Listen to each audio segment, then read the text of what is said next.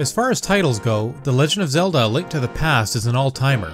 It alludes to time travel and a delicious pun on its plucky protagonist. What's even better than its supremely effective title is the game behind it. The Super Nintendo would be home to many quintessential entries, from Super Mario World to Super Metroid, but A Link to the Past didn't need super in its name to be much more superlative than that adjective can convey.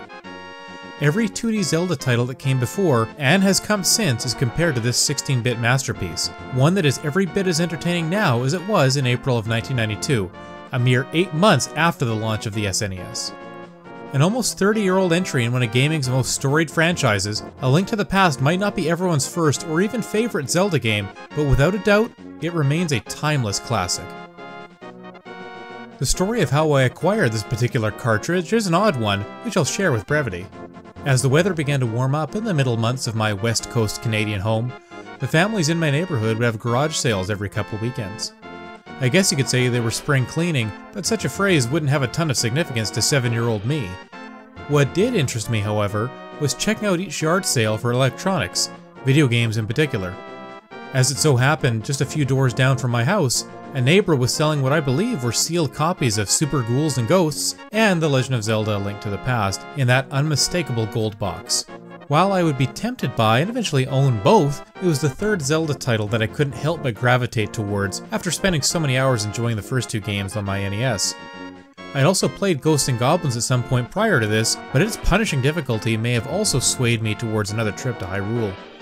I'll also give credit to Nintendo Power and assorted flyers tucked inside Super Nintendo game boxes for making me even more excited for A Link to the Past. The opening of the game is atmospheric and full of tension. As the rain beats down outside, Zelda speaks to you telepathically and spurs you to action.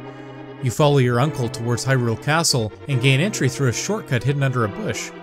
Replaying the game just recently, these moments are still full of power and purpose, as if you and Link are driven forward through intuition and muscle memory rather than any type of deliberate choice.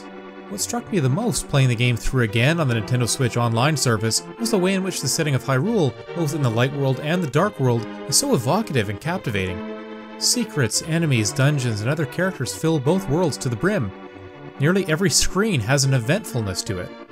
It's so easy to be pulled away from your main objective, even if it's prominently displayed on the map, because walls invite you to bomb them, characters invite you to assist them, enemies challenge you to duel them.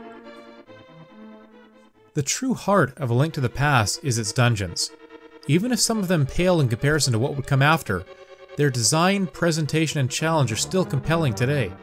Their frustrating elements are fleeting, and completing one continues to grant that genuine sense of accomplishment. The 3 Light World dungeons are simple and serve as a sort of tutorial for the rest of the game. Finding the bow and defeating the Armos Knights to win the Pendant of Courage isn't a monumental task. It prepares you for the overall formula. After all, this is the first, and as it turns out, only Zelda game on Nintendo's 16-bit home console, so there are bound to be at least as many new players as old. The Dark World dungeons feature interesting puzzles like transforming a false maiden into a boss by shining sunlight on her, and using the power of special medallions to open up the final 3 dungeons. Literal darkness becomes a more prominent element, and even the most seasoned players can be tested if they don't collect enough heart containers or items. Side quests are plentiful, chief among them the pursuit of heart containers to extend your health meter. They function as a worthwhile reward for exploring and paying attention to your surroundings. I noticed the same type of environmental clues as we would see in Breath of the Wild. Circles of flowers and collections of spikes in the ground, often indicating a secret nearby. Characters you meet throughout the world offer scores of hints to help you on your main quest, Stop Ganon, but they also push you towards hidden items. Even if said hints can be cryptic from time to time, they never approach the level of inscrutability we saw in the original Legend of Zelda. Replaying A Link to the Past was an exercise in retracing my steps. If at any point I was lost, the feeling never lasted very long, as memories of where to go and what to do came flooding back to me. I even encountered a few fun mishaps, like completing a dungeon without getting the red tunic, or facing Ganon without the silver arrows. Thank goodness for the rewind function. Regardless, a gorgeous art style, incredible gameplay, and unforgettable world culminate in an action-adventure experience that absolutely stands the test of time. A Link to the Past is that and more. An indelible mark on Nintendo's storied history, and a game that should be a permanent staple of your backlog. It is truly a legend of Zelda. This video was made possible by our generous supporters on Patreon. Check out patreon.com/NWR for all the details.